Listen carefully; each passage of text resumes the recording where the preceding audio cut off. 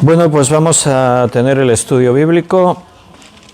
Hoy martes estamos en el libro de Hechos de los Apóstoles y seguimos en el capítulo 13. Hoy vamos a ver del versículo 16 en adelante. Así que bienvenidos, qué alegría. Hoy se nota que es un día de fiesta, es festivo, porque hay más hermanos aquí que otros martes. Es la oportunidad, ¿no? Aprovechar que como es festivo, pues podemos estar ahí los que normalmente trabajáis y no podéis, pues hoy sí, y es una alegría, es un día de fiesta para festejar. Incluso tenemos visitas de gente que nos viene por ahí de Cambrils, de otros sitios. Qué bien, qué alegría. Muy bien, pues vamos a hacer una oración. Le pedimos al Señor que Él nos dirija.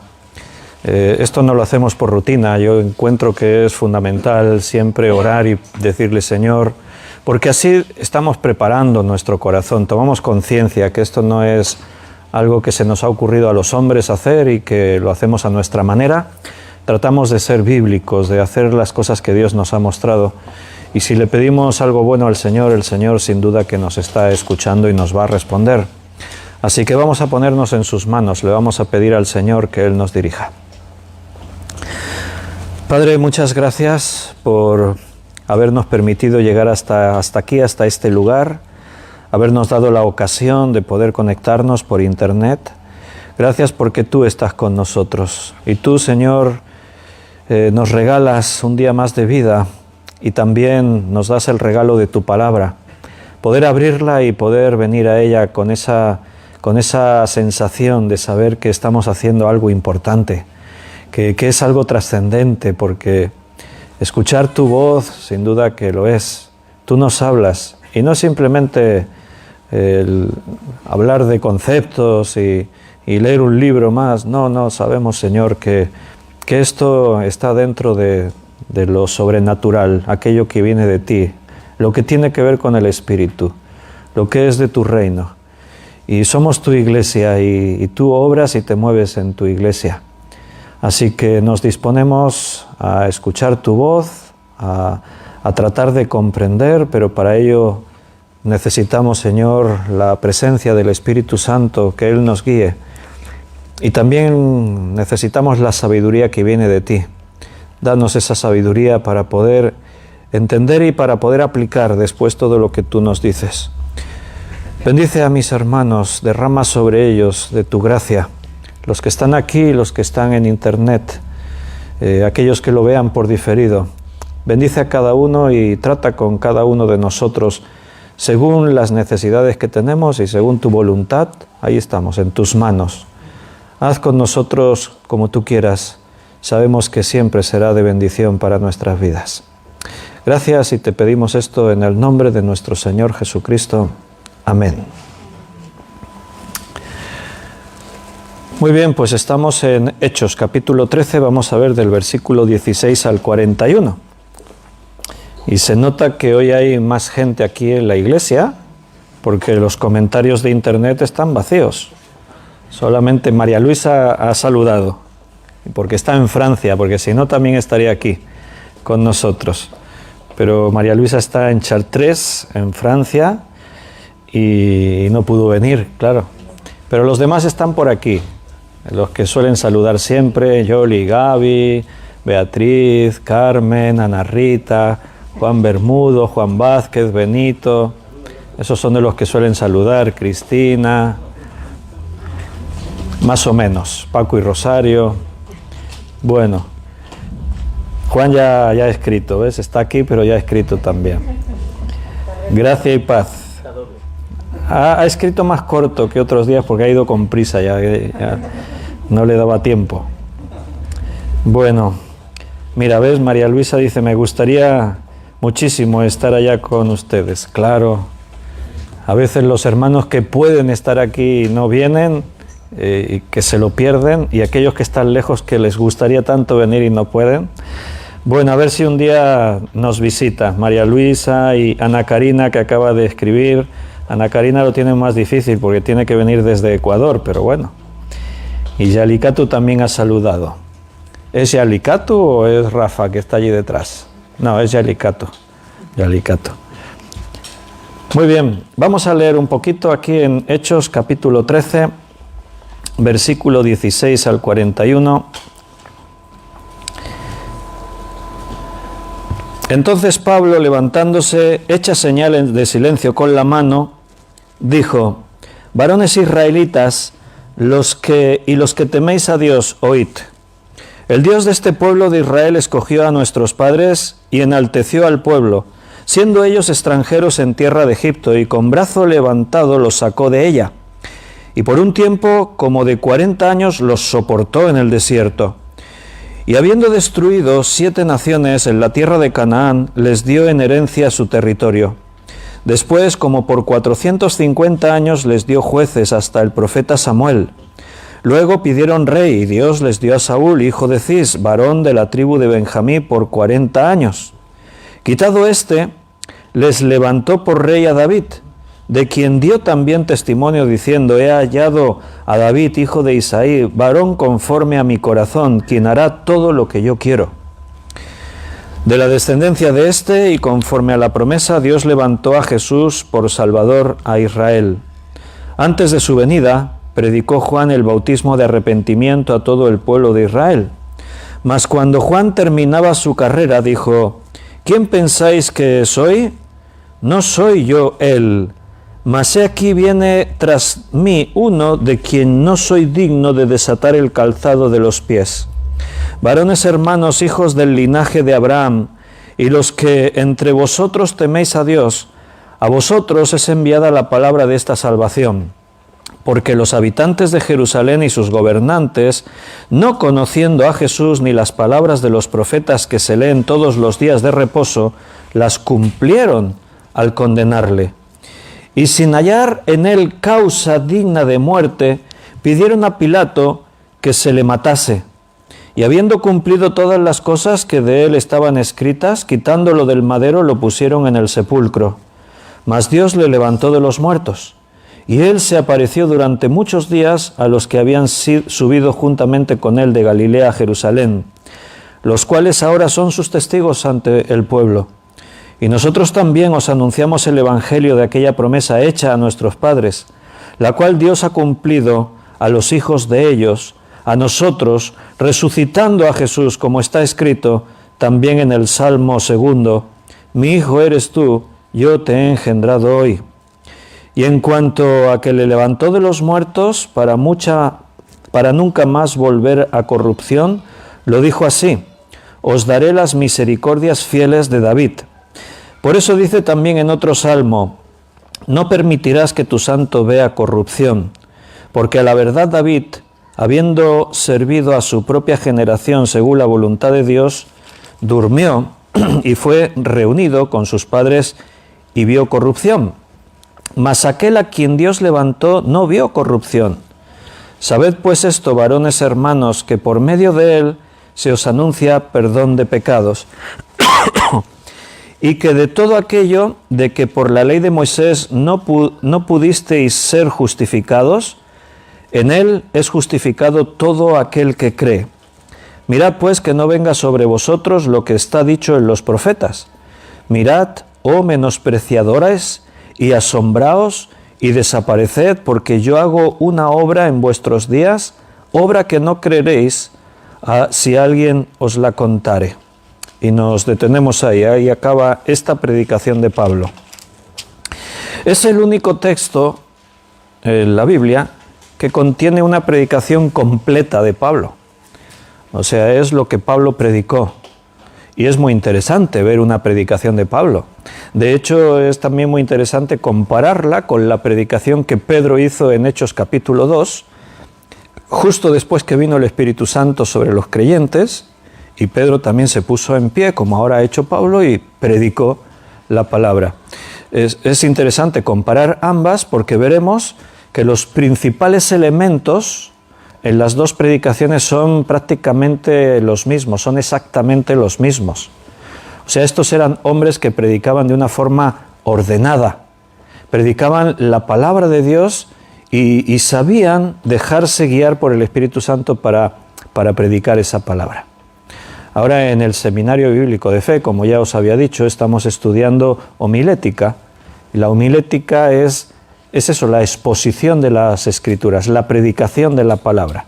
Y ahí hay un grupo de 12 hermanos, creo, que están apuntados, aprendiendo todo esto. Y estamos viendo que la predicación se tiene que preparar. O sea, cuando tú ves estos ejemplos, hermanos alumnos del seminario, ahí tenéis un ejemplo de una predicación. Como hemos dicho, la predicación tiene que ser ordenada, tiene que tener los elementos que son fundamentales del mensaje que queremos transmitir, esto es el Evangelio, el centro de toda predicación es Jesucristo. Son nociones fundamentales de lo que tiene que ser la predicación cristiana. Y la predicación es algo que podríamos decir que es prácticamente exclusiva del cristianismo. O sea, el cristianismo es quien le da forma a esta manera de transmitir un mensaje. El Antiguo Testamento, los profetas se parecen en algo a esta forma de lo que es predicar, pero no es exactamente lo mismo. Es parecido, pero no es igual. Pero de alguna manera ahí toma forma la predicación del Nuevo Testamento. Los profetas venían con la palabra que Dios les había dado y venían al pueblo, el Señor ha dicho, y ahí entonces transmitían el mensaje que Dios había dado para su pueblo. Ahora en el cristianismo, en el Nuevo Testamento, no lo hemos inventado los cristianos después, no, aparece justo al principio, cuando la iglesia florece y los primeros hermanos, el primer día que el Espíritu Santo viene sobre la iglesia, Pedro ya está predicando y lo está haciendo de esta manera, en este formato, lo que entendemos que es la predicación. En la historia de la iglesia no siempre se predicó la palabra. Al principio sí, la palabra se predicaba y gracias a eso la iglesia crecía, se extendía por todo el mundo. En los primeros años de la iglesia la palabra de Dios corrió por todas partes. El Evangelio llegaba a lugares lejanos desde Jerusalén, como Jesús había dicho, partiendo desde allí, desde Jerusalén, extendiéndose a Judea, a Samaria y hasta el último de la tierra. Pero después, siempre en la iglesia ha habido ese desviarse, vino un relajamiento, iba todo ascendente, pero es normal que por algo que suele ocurrir, las cosas tienden a relajarse, lo que sube se tiende a desacelerar la subida, se relaja y muchas veces decae. Y ahí es donde siempre tenemos que velar y estar al tanto, vigilando. Por eso la Biblia nos hace tantos llamados a velar. Estad velando. La iglesia, el creyente es alguien que constantemente tiene una actitud de vigilancia, de estar observando nuestra propia vida, de observar las cosas que ocurren a nuestro alrededor, de tener esa percepción de lo que viene de Dios, tratar de siempre poder escuchar la voz de Dios que nos habla. Nos habla con un propósito, para que pongamos por obra lo que Él nos dice. Entonces, la predicación, hay un momento en la historia de la Iglesia en la que desaparece por completo. Llegamos a unos tiempos después de que Roma establecerá el cristianismo como la principal religión, como la religión oficial en el imperio. Eso es en el año 460 y algo. Ahí Constantino, el emperador, acepta el cristianismo y se establece de esa manera, y es cuando ya estamos en esa fase de adormecimiento, de relajamiento. La iglesia se relaja. En la iglesia se empieza a dejar de predicar la palabra. En la iglesia se descuidan de lo más importante. Lo más importante era esto, tener la Escritura como el centro. En toda organización, si hay un líder, si hay alguien quien dirige, evidentemente hay que escuchar siempre las instrucciones de quien dirige. En cualquier organización en este mundo, sea una empresa, sea una organización de ocio, un club social, lo que sea, siempre tiene que haber un liderazgo, hay alguien que dirige, y para saber la dirección que llevamos hay que escuchar a quien dirige. La iglesia le pertenece al Señor, Cristo es quien la edifica, Él pagó el precio para poder adquirir ese precioso tesoro que es para Él el conjunto de los creyentes. Entonces, si no escuchamos su voz, que es quien dirige, ¿cómo vamos a caminar en la dirección correcta? Cuando la voz de Dios no se oye, pues cada uno anda para donde le parece. Unos se van para acá, otros se van para allá, otros no se van a ningún sitio, se quedan ahí quietos. Y entonces la iglesia pierde su rumbo, todo cambia, todo se vuelve un caos. Y ocurre lo que ocurrió en la historia de la iglesia, se empiezan a infiltrar ideas extrañas, doctrinas extrañas, se empiezan a infiltrar dentro de la iglesia pensamientos de hombres, pensamientos humanos, se empiezan a adquirir supersticiones, cosas que no tienen nada que ver con lo que Dios quería para su iglesia. Y en eso se convirtió la iglesia. Estamos estudiando la historia de la misma. Estamos partiendo del comienzo en Hechos. Pero cuando en la iglesia se dejó de predicar la palabra es cuando la iglesia se sumió en la más profunda oscuridad, cuando la iglesia se corrompió. Y llegamos a ese punto de la Edad Media, donde en la iglesia había una oscuridad inmensa. Todo lo que pertenecía a la iglesia estaba totalmente corrupto.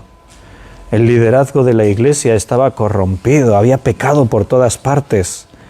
La gente andaba en las tinieblas porque la luz no brillaba. Lámpara es a mis pies tu palabra, dice el Salmo 119, y la lámpara estaba escondida, estaba apagada, nadie la contemplaba.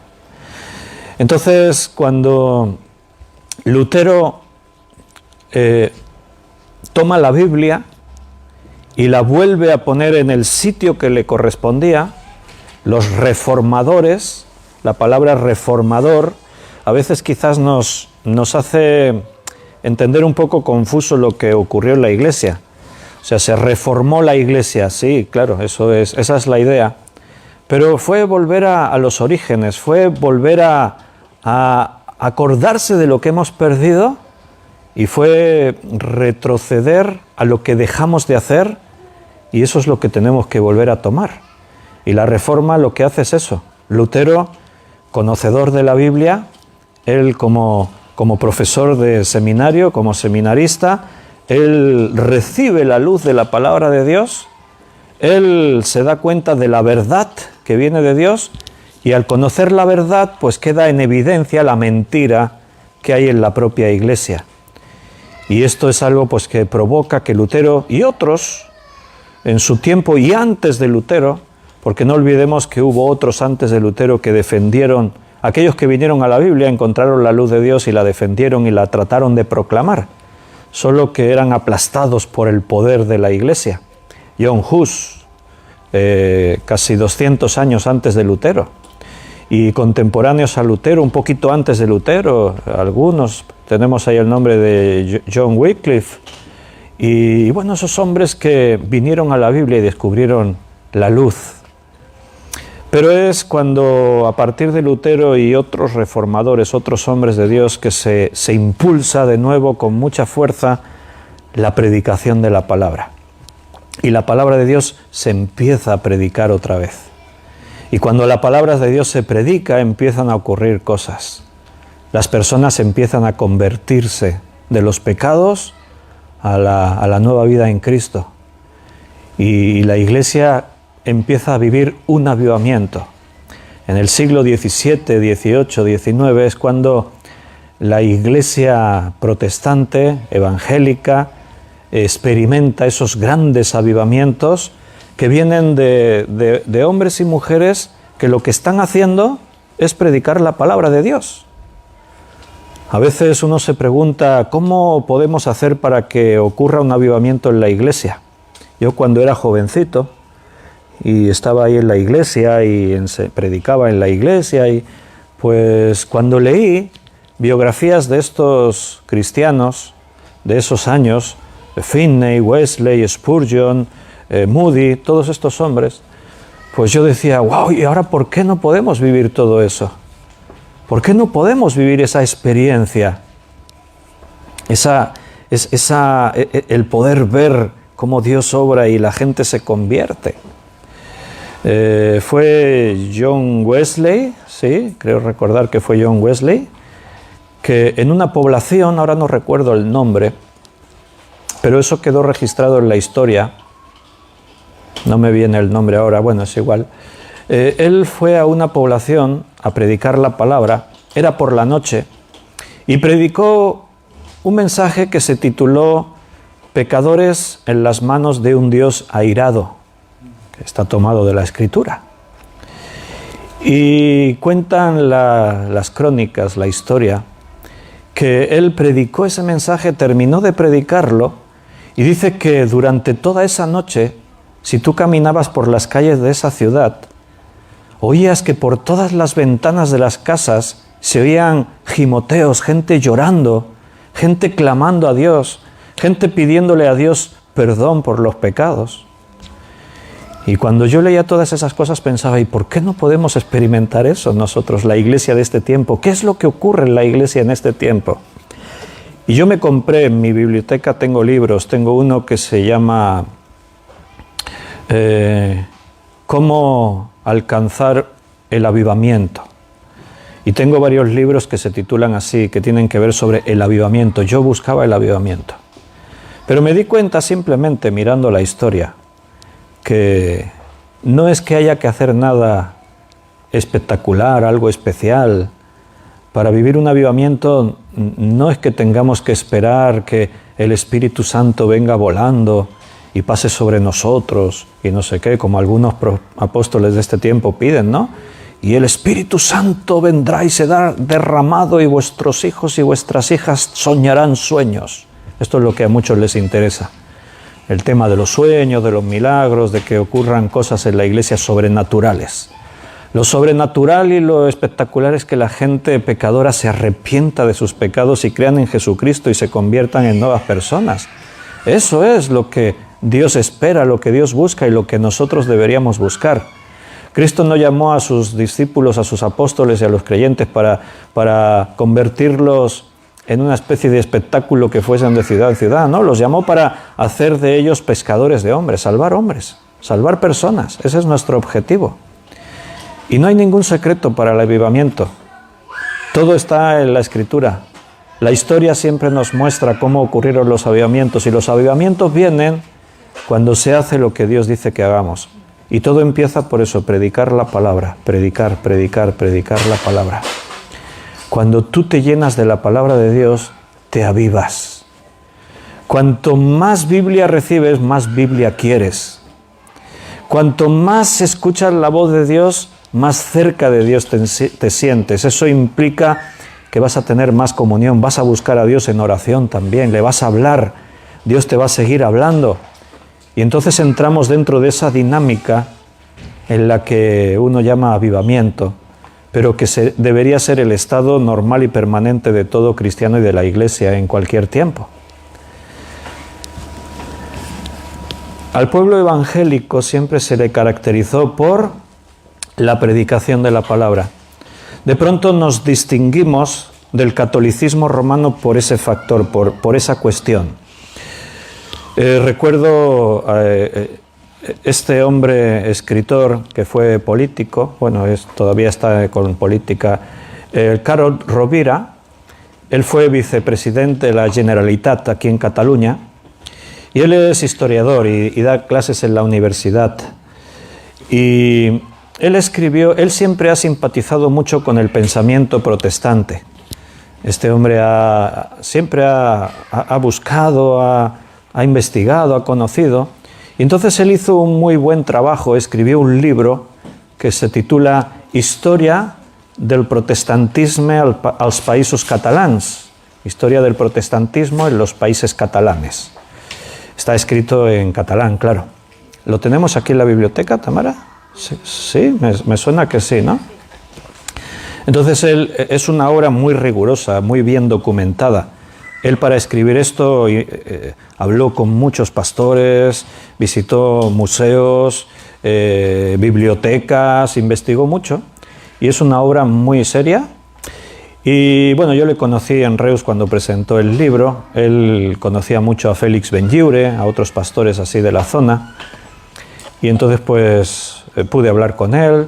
Y entonces él me invitó, Carod Rovira me dijo, pues mira, tal día, dentro de un mes o 2 meses, voy a ir a Valls, aquí a mi ciudad. Voy a estar allí dando una conferencia que me ha invitado un párroco, un cura, un sacerdote católico de aquí de una iglesia, y voy a dar una conferencia en un convento que hay aquí en Valls. Y entonces me dijo, pues vente y espero que nos veamos por allí. Y dije, hombre, pues sí iré. Sí, claro que iré. Y la conferencia, el título era Cosas que los católicos tienen que saber de los protestantes. Así se titulaba la conferencia. Y entonces yo fui y me senté así pues hacia el final, pues me sentía un poco como en tierra extraña. Estaba todo lleno de católicos, había muchas religiosas con sus hábitos, había sacerdotes, había mucha gente. Y entonces pues yo me senté allí, delante en la mesa de conferencias estaba Carod Rovira y estaba el Mossèn Joan de aquí de Valls, de una iglesia, un cura, un sacerdote. Y entonces él empezó a dar la conferencia. Carod Rovira estaba dando la conferencia. Al finalizar pues nos pudimos saludar, Carod me presentó al sacerdote, al cura, conversamos un rato, muy interesante todo. Pero en la conferencia, yo pensaba, estaba allí en la silla y estaba pensando, no sé qué estarán pensando los católicos que estaban allí, porque Carod Rovira estaba diciendo cosas que eran la verdad, y estaba contando anécdotas, y estaba contando historias, y estaba hablando pues de lo que ha sido el protestantismo en España, de cómo se ha perseguido al protestantismo en España, casi siempre fomentado por el concepto católico romano, y lo absurdo de muchas de esas situaciones.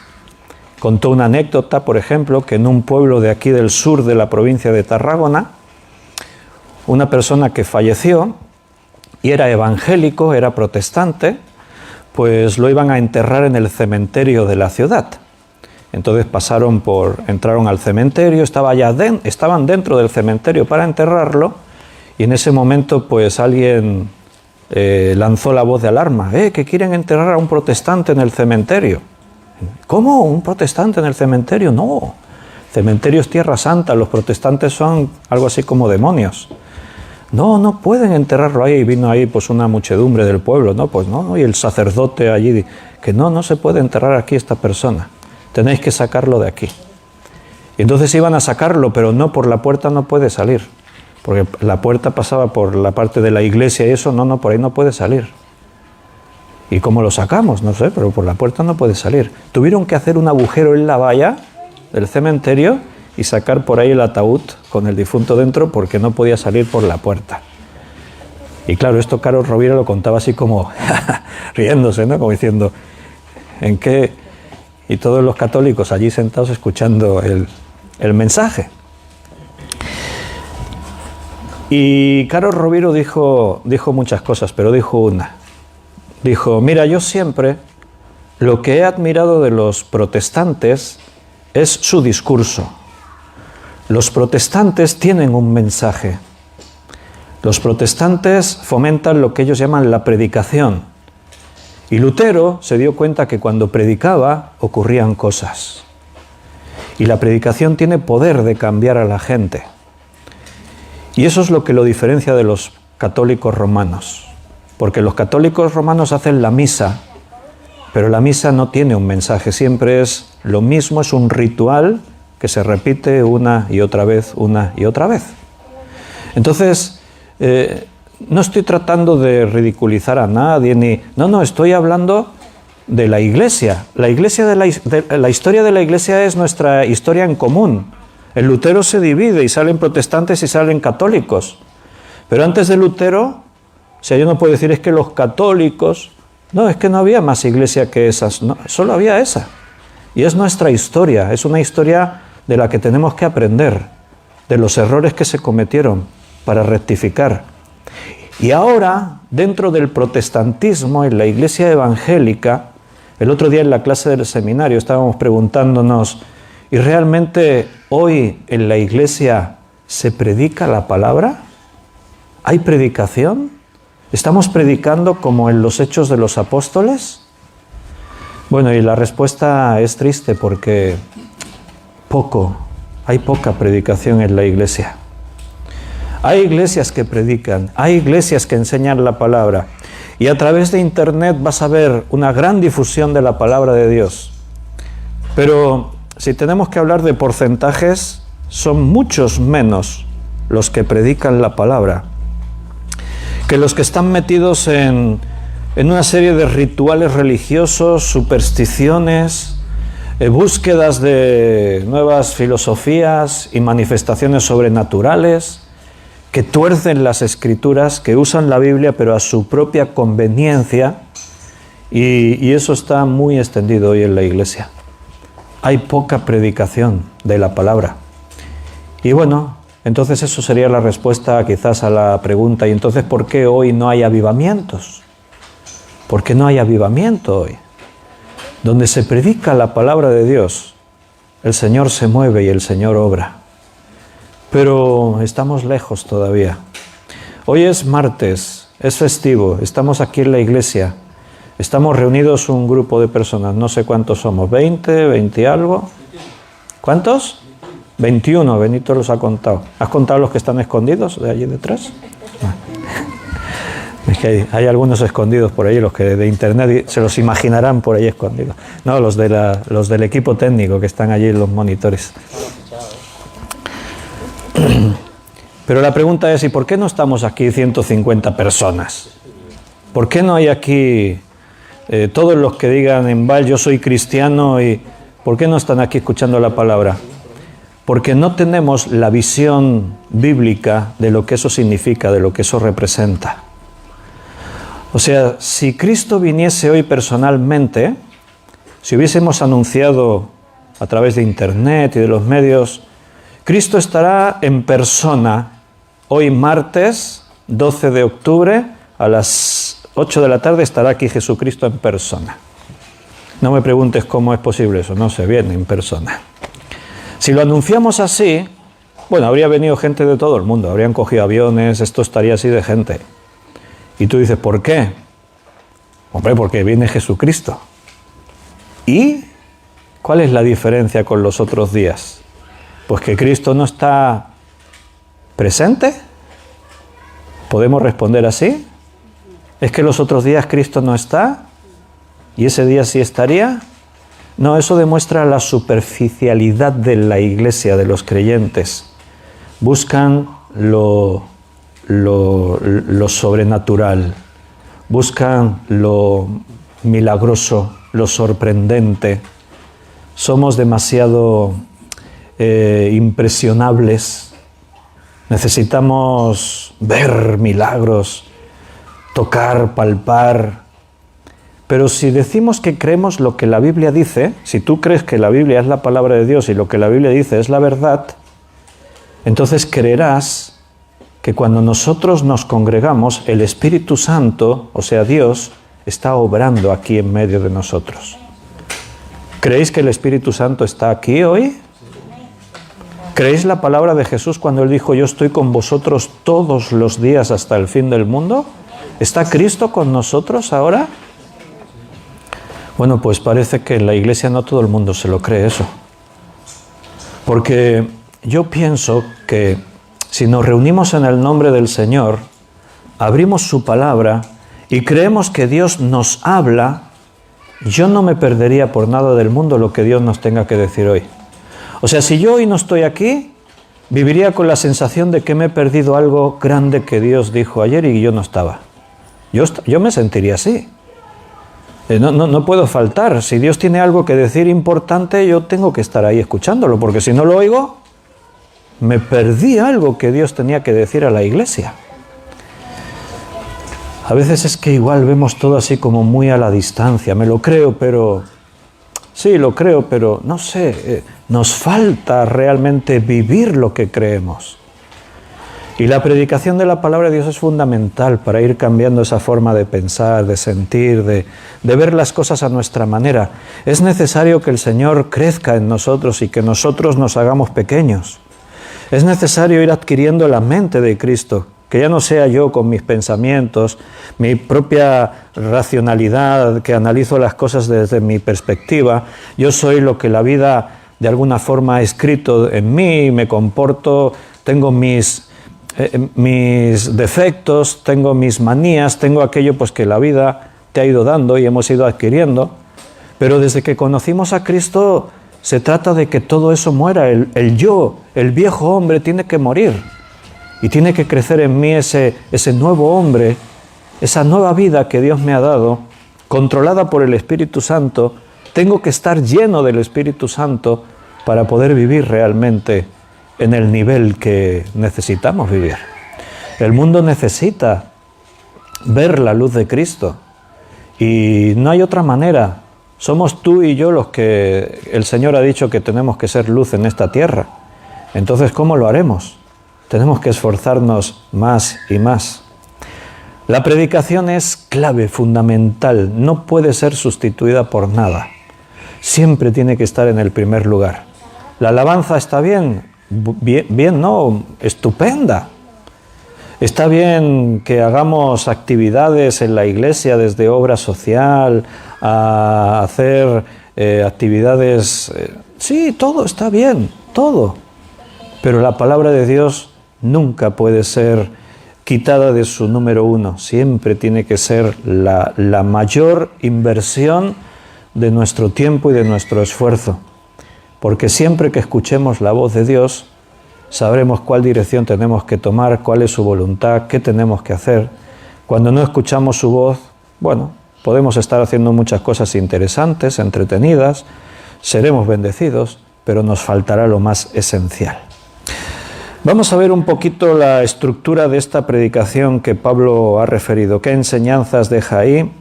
Primero vemos que él comienza y toma gran parte de su mensaje en lo que sería la introducción. Y en esta introducción lo que hace Pablo es mostrar que la venida de Cristo es la consumación de la historia. Él hace un resumen de lo que sería la historia de Israel. Él empieza hablando, como hemos leído ahí en el versículo 16, en el 17, el Dios de este pueblo de Israel escogió a nuestros padres y enalteció al pueblo siendo ellos extranjeros en tierra de Egipto y con brazo levantado los sacó de ella. Pablo retoma la historia de Israel en Egipto, cuando Dios los va a sacar de Egipto.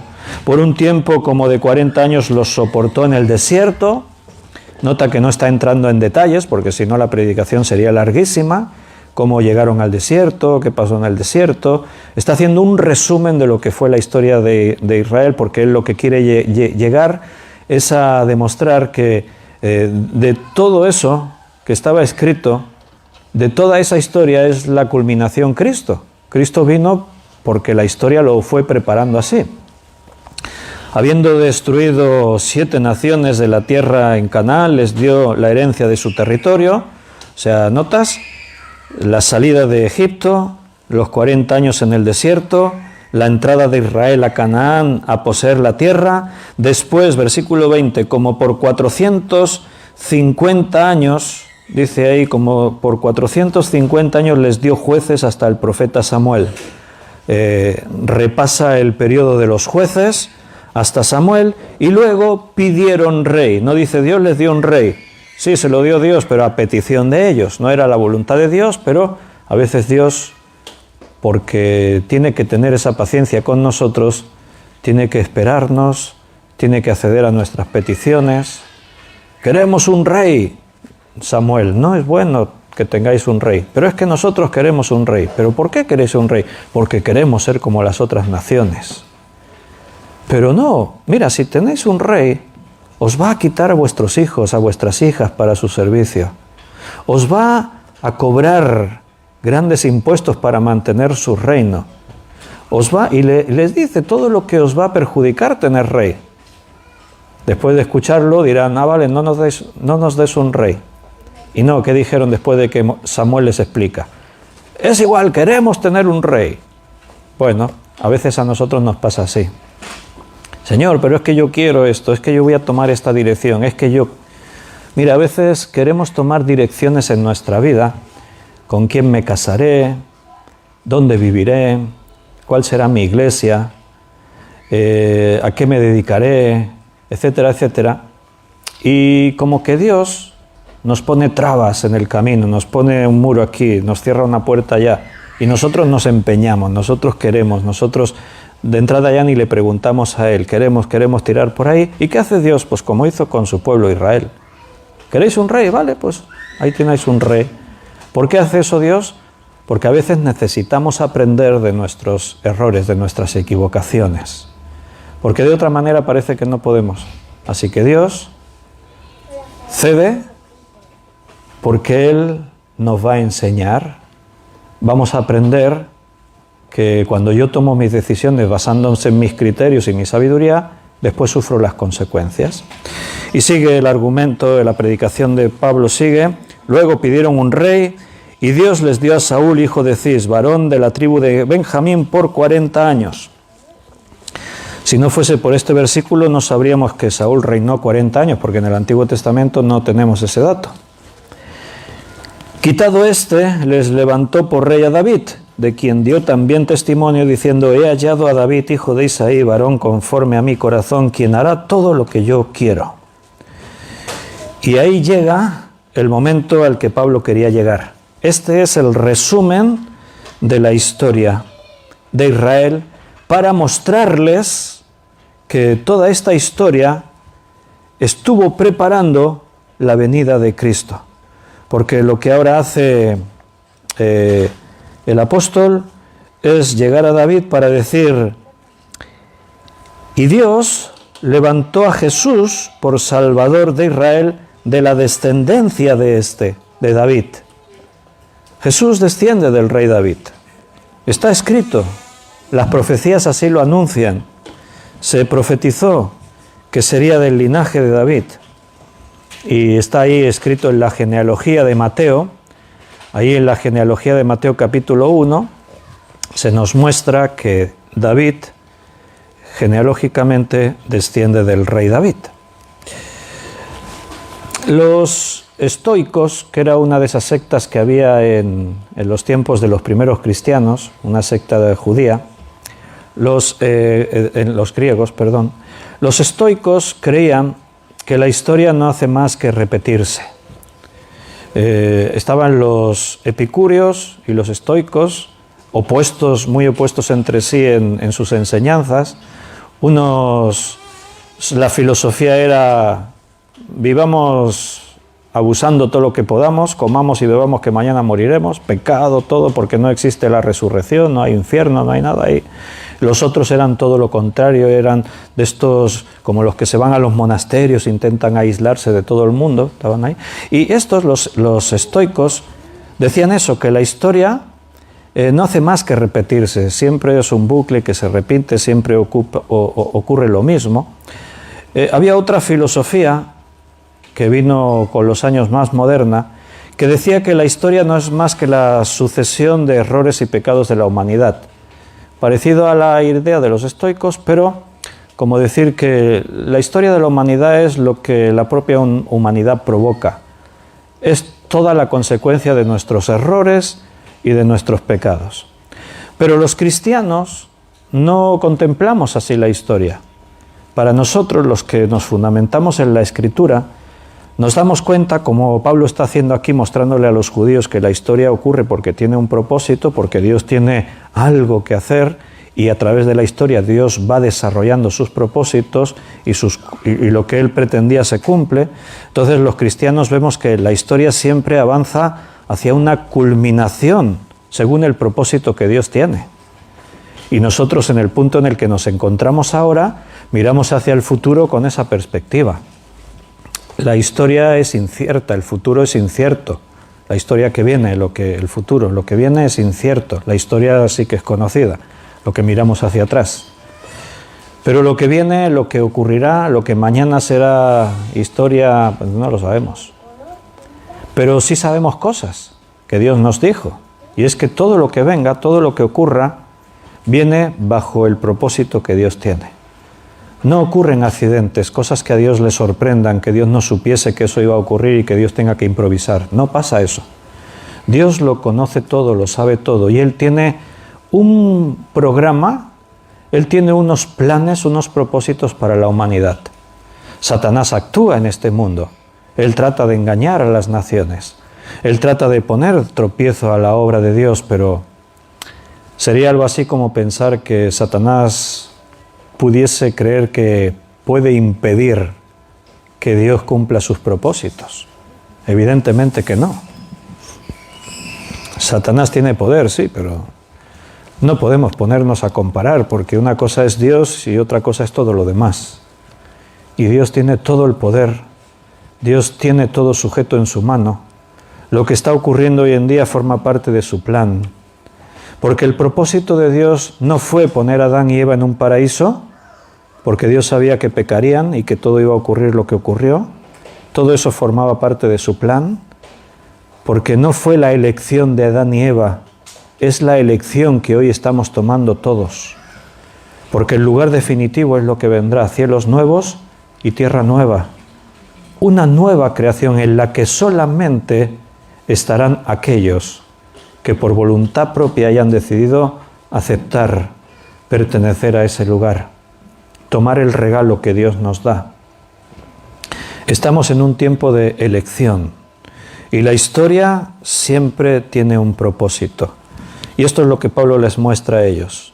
Todo lo que ocurrió iba a venir a un punto clave, culminante, que fue la venida de Jesucristo. Y el segundo punto que les muestra en esta predicación es que precisamente los hombres no reconocieron la manifestación de Dios en Jesucristo. Cristo vino, pero el pueblo de Dios no lo creyó. Me había detenido ahí en el versículo 23. Pero dice, antes de su venida predicó Juan el bautismo de arrepentimiento a todo el pueblo de Israel. Mas cuando Juan terminaba su carrera, dijo, ¿quién pensáis que soy? No soy yo él, porque algunos decían de Juan que era el Cristo. Mas he aquí viene tras mí uno de quien yo no soy digno de desatar el calzado de los pies. Los judíos entendían el bautismo como algo que se podía practicar para ingresar en el pueblo de Dios. Pero el bautismo que Juan realizaba no era un bautismo de ese tipo, era un bautismo de arrepentimiento. O sea, lo que Juan estaba transmitiéndole al pueblo es que aunque seáis pueblo de Dios, aunque sois los hijos de Dios, el pueblo que Dios escogió, a pesar de eso, para ser aprobados por Dios os tenéis que arrepentir. Esa era una enseñanza revolucionaria, pero que causó un gran impacto entre los judíos, porque dice que multitudes salían al desierto a ver a Juan el Bautista, y era reconocido por muchos. Claro, los fariseos y los sacerdotes y los líderes no lo reconocían, como no reconocieron a Jesús. Ellos amaban la mentira, no querían saber nada con la verdad. Pero el pueblo sí, muchos creían en el mensaje de Juan. Y esto era toda una revolución, porque era romper con esos estereotipos religiosos que los judíos habían establecido equivocadamente. Era, mira, lo que Pablo dice después, no por ser descendientes de Abraham os convierte en hijos de Dios, no, o en hijos de Abraham. Solamente el que cree, porque Abraham también creyó y le fue contado por justicia. No es que yo he nacido de la tribu tal, yo soy hebreo, soy escogido por Dios. No, si no crees, si no tienes fe, no eres hijo, no eres justificado. Y Juan eso es lo que está transmitiendo. Arrepentíos, venid y arrepentíos y bautizaos. No era un bautismo, yo no soy judío y vengo y me bautizo y me convierto en judío. No, es un bautismo para judíos, porque los judíos también tienen que arrepentirse de sus pecados. Y él basa su enseñanza del arrepentimiento en quien viene. Él vino a preparar camino al Señor, como profetizó allí el profeta Malaquías. Juan viene a preparar camino para el Señor. Y entonces él dice, su predicación fue esta, viene uno detrás de mí. Y cuando Cristo llegó, entonces él lo señaló y dijo, este es de quien yo os había dicho. ¿Pero qué hizo el pueblo? ¿Qué hicieron? Mira lo que dice ahí, versículo 27 al 29. Porque los habitantes de Jerusalén y sus gobernantes, no conociendo a Jesús, ni las palabras de los profetas que se leen todos los días de reposo, las cumplieron al condenarle. Fíjate, leen los profetas todos los días sábado. Todos los días están leyendo los profetas. ¿Y qué decían los profetas? ¿Cómo sería Jesucristo ¿Cómo vendría Jesucristo? ¿Qué le ocurriría al Cristo, al Mesías, cuando viniese? Estaba todo escrito. Pero Pablo les tiene que decir, no conocieron a Jesús, no conocían las palabras que leían cada sábado en la sinagoga o en el templo. Y eso es lo que a veces pasa. A veces se predica la palabra, se escuchan mensajes, pero no se sabe lo que quiere decir ese mensaje. Se interpreta cada uno a su manera. Está la gente por ahí escuchando un mensaje que habla de arrepentimiento, que habla de exaltar la palabra de Dios al lugar que tiene que estar, que habla de cómo nos conducimos, de cómo dice una serie de cosas y ahí está la gente escuchando. Y tú miras las caras y piensas, no sé si están entendiendo, están todos ahí escuchando. Pero en un momento dado lees un versículo que dice, porque el reino de Dios no consiste en palabras sino en poder. Y ahí todos, amén, gloria a Dios, sí, el poder de Dios, sí, sí. Eso sí lo entienden, el poder de Dios, pero lo entienden a su manera. O sea, el poder de Dios. Vamos a desatar la bendición y vamos a atar a Satanás y vamos a hacer que llueva del cielo bendición y que se hable en lenguas y que ocurran milagros y que pase no sé qué. Y eso es lo que muchos entienden. Pero ese no es el carácter de Jesús. Léelo, búscalo, mira la vida de Jesús, lee los evangelios, observa cómo era la primera iglesia. Ese es nuestro objetivo. Pero siempre ha ocurrido así, les pasó a los judíos. Ellos escuchaban a los profetas, pero no les creían, no los conocían. Versículo 28, y sin hallar en él causa digna de muerte, pidieron a Pilato que le matase. ¿Por qué mataron a Jesús? ¿Qué hizo tan grave? ¿Conspiró contra César? ¿Organizó una rebelión de soldados para levantarse? ¿Vino al templo y hizo sacrilegios en el templo? ¿Degolló a un cerdo, por ejemplo, allí ofreció la sangre? ¿Qué hizo Jesús para que le acusasen de muerte? Recorría los caminos, las aldeas, sanaba enfermos, hablaba del amor de Dios, se mostraba misericordioso con los pecadores, daba siempre una segunda oportunidad, no importa el pecado que hubieses cometido. Hablaba la verdad y por eso le mataron. Por eso Pablo dice, sin hallar en él causa digna de muerte, porque ¿de qué le acusaron? Y habiendo cumplido todas las cosas que de él estaban escritas, quitándolo del madero, lo pusieron en el sepulcro. Y nota, lo que Pablo dice, lo mismo que Pedro dijo en su predicación en Hechos 2.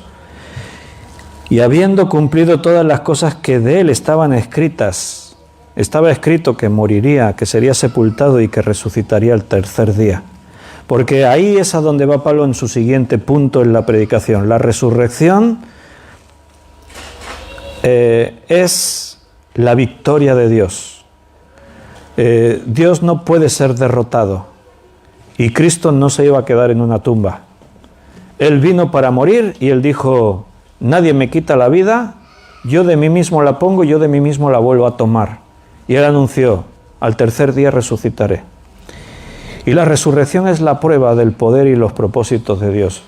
Dios estaba ahí obrando. Si hubiera sido un charlatán, un hombre, alguien que se hubiese creído, pues seguiría estando en la tumba. Pero nadie que no dijese la verdad y que Dios no estuviese con él podría haber dicho, me matarán, pero a los 3 días resucitaré, y mostrarse vivo y resucitado durante 40 días ante multitudes de testigos.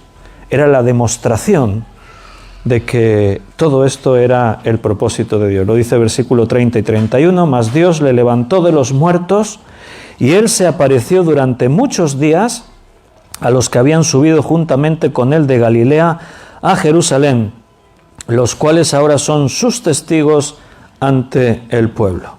Y sigue argumentando Pablo el punto 4, la resurrección es el cumplimiento de la profecía. No fue algo que surgió de pronto, estaba escrito. Dios lo había anunciado, la profecía decía que esto ocurrirá así. Y cita, incluso el Salmo 2, cita en el versículo 33, cita el Salmo 2, mira lo que dice, versículo 32, y nosotros también os anunciamos el Evangelio de aquella promesa hecha a nuestros padres. Esto estaba profetizado se prometió a nuestros padres que ocurriría, la cual Dios ha cumplido a los hijos de ellos a nosotros, resucitando a Jesús, como está escrito también en el Salmo 2, mi hijo eres tú, yo te he engendrado hoy. El judío pensaba esto, Dios lo dice de David. Mira, sigue leyendo. Y en cuanto a que le levantó de los muertos para nunca más volver a corrupción, lo dijo así: os daré las misericordias fieles a David. Por eso dice también en otro salmo: no permitirás que tu santo vea corrupción.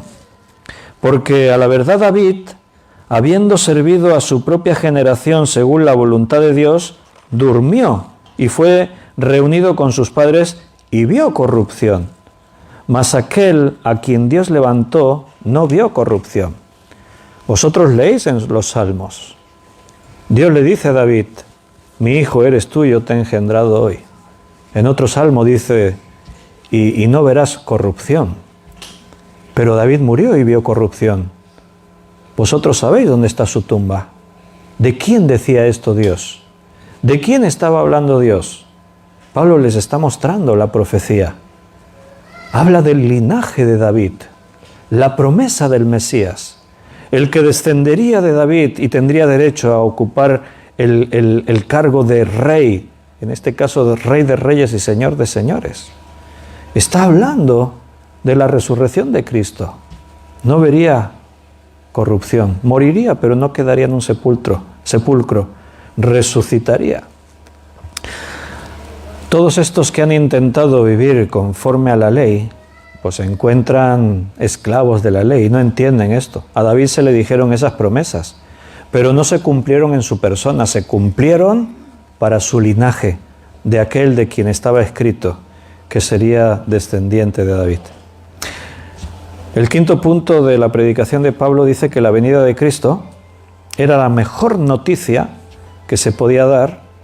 Y todos estos que han intentado vivir bajo la gracia de Dios, pero cumpliendo la ley, se han dado cuenta que es imposible, no pudieron, ahora tienen una nueva perspectiva, y es que a través de Cristo sí pueden encontrar ese poder sanador que antes no lo hubiesen encontrado, no lo podían encontrar. Versículo 38, 39, sabed pues esto, varones hermanos, que por medio de él se os anuncia perdón de pecados, y que de todo aquello de que por la ley de Moisés no pudisteis ser justificados, en él es justificado todo aquel que cree. Esto era una muy buena noticia para los judíos, pero no todos los judíos estaban dispuestos a creer. Por eso el sermón, la predicación de Pablo termina con una advertencia en los versículos 40 y 41. Mirad pues que no venga sobre vosotros lo que está dicho en los profetas. Mirad, oh menospreciadores, y asombraos y desapareced, porque yo hago una obra en vuestros días, obra que no creeréis, si alguien os la contare. Ahí Pablo está citando al profeta Habacuc. Cuidado, tened cuidado. Está escrito que algunos de vosotros van a ser personas que menospreciarán la obra de Dios. Y si sois de esto, si hacéis esto, desapareceréis. Dios os va a desechar. Dios nos da su palabra para que la recibamos y seamos bendecidos. Pero tú eres libre, la puedes rechazar y sufrir las consecuencias. Dios nos da la vida. El mundo y nuestro camino en el mundo nos lleva a la muerte. Gracias a Dios que encontramos un día el camino de vida y Dios nos habla y seguimos cada día creciendo un poco más en todo este propósito que Dios tiene para con nosotros. Y esa es la predicación de Pablo. Cuando en su primer viaje misionero van recorriendo lugares, van predicando. Ahí se nos quedó esta joya que es una predicación completa de este hombre de Dios. Y lo vamos a dejar aquí porque se nos ha hecho nuestra hora y tenemos ya que terminar. Así que me despido de los hermanos que están en internet. Un abrazo muy fuerte para todos. Y nos vemos mañana miércoles, si Dios quiere, a las 8 de la tarde. Como siempre, seguiremos estudiando la palabra de Dios. Seguiremos tratando de escuchar su voz un día más. Y los que estamos aquí, pues nos vamos a quedar un ratito para orar juntos. Vamos a